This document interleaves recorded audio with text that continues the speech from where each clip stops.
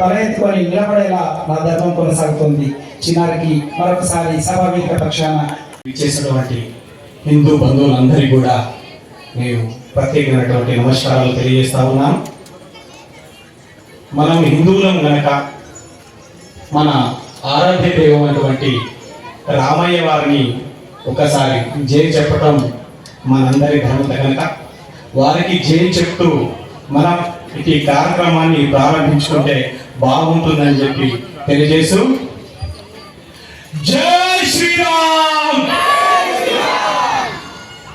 మనం ఎప్పుడైతే జై శ్రీరామ్ అంటామో మన రాముల వారిని విమర్శిస్తున్నటువంటి కొంతమంది తుచ్చులకు, మన హిందూ ధర్మాన్ని వ్యతిరేకిస్తున్నటువంటి కొంతమంది మూర్ఖులకు గుండెల్లో పిరంగి పేలే విధంగా మనం రాముల వారిని అనాలి. ఇక్కడ అంటే వారికి గుండెల్లో పిరంగి వేలేటట్టుగా ఉండాలి. గట్టిగా మరొకసారి జై శ్రీరామ్, జై శ్రీరామ్. Thank you. सीतापति रामचंद्र की, सीतापति रामचंद्र की, राधापति रामचंद्र, राधापति कृष्णचंद्र की, राधापति कृष्णचंद्र की, राम लक्ष्मण जानकी,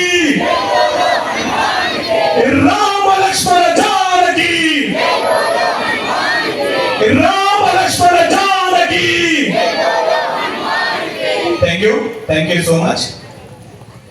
ఈరోజు విరాట్ హిందూ సమ్మేళన కార్యక్రమానికి విచ్చేసినటువంటి ఈ వేదికను అధ్యక్షత వహించినటువంటి మా గురువర్యులు, గౌరవనీయులు, పెద్దలు, మా అందరికీ నాతో పాటు చాలా మందికి ఇక్కడ విద్యను బోధించి ఎంతో మందిని చక్కగా తీర్చిదిద్దినటువంటి మా గురువర్యులు లక్ష్మణరావు గారికి, అదేవిధంగా ఇట్టి కార్యక్రమానికి విశిష్ట అతిథిగా విచ్చేసినటువంటి గౌరవనీయులు, పెద్దలు రామదాస్ మహారాజ్ గారికి, విచ్చేసినటువంటి ప్రతి హిందూ బంధువులకందరికీ కూడా నేను ముఖ్యంగా తెలియజేసేది ఏంటి అంటే, చూస్తావా తెలియజేసేది ఏంటి అంటే, మనం ఐక్యమత్యంగా ఉండవలసినటువంటి అవసరం ఎంతైనా ఉంది. చాలా మంది చాలా రకాలుగా మనని విభజించి పాలించడం కోసం ప్రయత్నాలు చేస్తా ఉన్నారు. మనల్ని అనైక్యత పరచడం కోసం చాలా రకాలుగా ప్రయత్నాలు చేస్తా ఉన్నారు. మనల్ని ఐక్యమత్యంగా ఉండకుండా కులాల వారిగా కానీ, ప్రాంతాల వారిగా కానీ, ఇంకా అనేక రకాలుగా మనల్ని విభజిస్తూ మనము యునిటీగా ఉండకుండా చేయడానికి సర్వశక్తులు ఒడ్డుతున్నటువంటి అనేక మంది ఉన్నారు. వాళ్ళందరినీ మనం ఎదిరిస్తూ వాళ్ళందరినీ తలదన్నే విధంగా మనం హిందూ బంధువులం అందరం మేము ఒకటి అని చెప్పి మనం నినాదించాల్సిన అవసరము ఇప్పుడు ఎంతైనా ఉంది. ఎందుకు అనంటే, ఒక చిన్న కథ చెప్తా, చిన్న ఉదాహరణ. ఇవాళకు ఒక మహనీయులు చెప్పగా వినా, యూనిటీ ఉంటే ఎంత గొప్పతనం అనేది, యూనిటీ ఉంటే ఎంత బలంగా ఉంటుందని చెప్పి నేను మీకు ఒక చిన్న కథ చెప్పదలుచుకున్నా. మనం ఒక ఫ్రూట్ షాప్ పోతాం. ఫ్రూట్ షాప్ పోతే మనం ఈ ద్రాక్ష పళ్ళ గుత్తి ఉంటుంది, అట్లనే ఆ ద్రాక్ష పళ్ళ నుంచి రాలిపోయి పక్కన ఉన్నటువంటి ద్రాక్షలు ఉంటాయి. ఆ ద్రాక్ష పళ్ళ గుత్తికేమో వాడు 100 రూపాయలు చెప్తాడు, ఈ కింద పడ్డ ద్రాక్షలకేమో 50 రూపాయలు చెప్తాడు. మరి అవి ద్రాక్షలే, ఆ గుత్తి నుంచి రాలిపడ్డటువంటి ఇవి కూడా ద్రాక్షలే. చిన్న మన ఉదాహరణకు మన సోదరిమల క్లియర్ అర్థం కావాలంటే మనం సోదరిమలు మార్కెట్ పోతారు. పోయినప్పుడు ఎల్లిగడ్డలు కడిపోతారు. ఎల్లిగడ్డలు గడ్డగా ఉన్నది ఒక రేటు ఉంటుంది, అదే ఆ గడ్డ నుంచి విడిపోయి పాయలుగా కింద ఉన్నదానికి ఆ పాయలకు ఒక రేటు ఉంటుంది. అదేమో 100 రూపాయలు చెప్తే ఇదేమో 60 రూపాయలు చెప్తాడు. ఎందుకు కారణం ఏంటి? అది ఐక్యంగా ఉన్నాయి కాబట్టి దానికి విలువ ఎక్కువ. కలిసి ఉన్నాయి కనుక వాటికి విలువ ఎక్కువ. నేను మనందరినీ కూడా మన హిందూ బంధువులందరినీ కూడా నేను రిక్వెస్ట్ చేసేది ఏంటి అంటే మనం ఐక్యమత్యంగా ఉన్న రోజే మనకు విలువ ఉంటుంది. మనం ప్రాంతాలుగా, మనం కులాలుగా, పెద్దవాళ్ళుగా, చిన్నవాళ్ళుగా, వీడు లేనుడని చెప్పు, మధ్య తరగతి వాడు, ఉన్నత వర్గం అని చెప్పు విడిపోయిన రోజు మనకు విలువ తక్కువ ఉంటుంది. ఏదైతే ఈ ద్రాక్ష పండు, ఈ ఎల్లిగడ్డ లెక్కనే మనకు విలువ తక్కువ ఉంటుంది. అందుకోసం అని చెప్పి మనందరం యూనిటీగా మన హిందూ బంధువుకు ఏదైనా సమస్య వచ్చిన రోజు, ఎవరికైనా ఇబ్బంది కలిగిన రోజు మనమందరం ఉన్నామనే ధీమాను కల్పించాలి.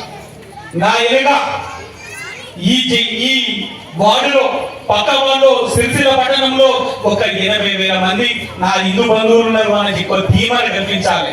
అదే విధంగా దేశం మొత్తం ఒక 110 కోట్ల మంది హిందూ బంధువులు నాకు మద్దతుగా ఉన్నారని చెప్పి ధీమా కల్పించిన రోజే మనం నిజమైన హిందువులు అని చెప్పి నేను తెలియజేస్తా ఉన్నా. మనం హిందువులమందరం కలిసికట్టుగా ఉండి మనకు జరుగుతున్న నష్టాలను పూరించినప్పుడే మనం హిందువుగా జన్మించిన దానికి ప్రతిఫలం అని చెప్పి నేను అనుకుంటా ఉన్నా. ఎందుకనంటే మన హిందువులను, హిందూ మతాన్ని తొక్కడానికి, సర్వనాశనం చేయడానికి మనకు తెలియకుండానే, మనతోటి ఉంటూనే అనేక కుట్రలు జరుగుతూ ఉన్నాయి. ఆ కుట్రలు మనకు తెలియదు, వాడు కుట్రలు చేస్తున్నాడని చెప్పి తెలియదు. కానీ మనతోని ఉంటూనే, మన పక్కన ఉంటూనే మనల్ని సర్వనాశనం చేయడానికి వారు కుట్రలు పడతారు.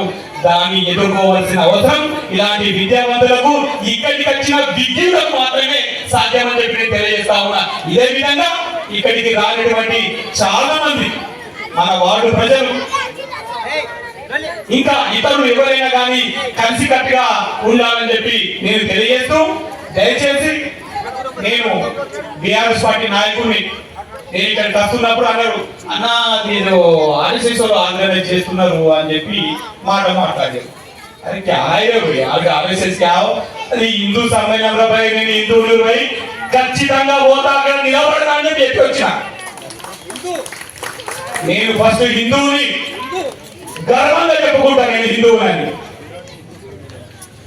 మనం అందరం చెప్పుకుందామా గర్వంగా? ఎవరు సపోర్ట్ చేస్తారు? అక్కలు సపోర్ట్ చేస్తలేరు, ఎవరు సపోర్ట్ చేస్తలేరు. మనం ఖచ్చితంగా మన సోదరి మళ్ళీ కూడా తెలియజేస్తా ఉన్నా, మన సోదరి మళ్ళీ కూడా తెలియజేస్తా ఉన్నా, సోదరి మళ్ళీ కూడా చాలా మందికి అలవాటు.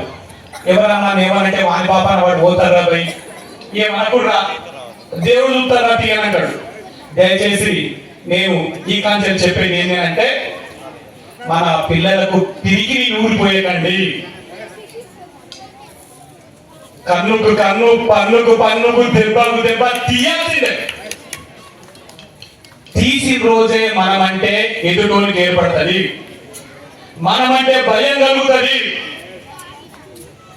మనం వాడు ఎవరైనా లొల్లెక్కులు రాబోయానంటే అదే దాని పాపిడే అని చెప్పి ఇక్కడ తీసుకపోవడం కాదు. వాడు ఎవరైనా తిరిగితే, ఎవరైనా కొడితే దేవుడు తీరా పాపం తగులుతుంది. దేవుడు పాపం తగులుతారు మనకి. మన ఈపు వలగొట్టిన రోజే మనకి కట్టుకున్న పాఠం వస్తుంది.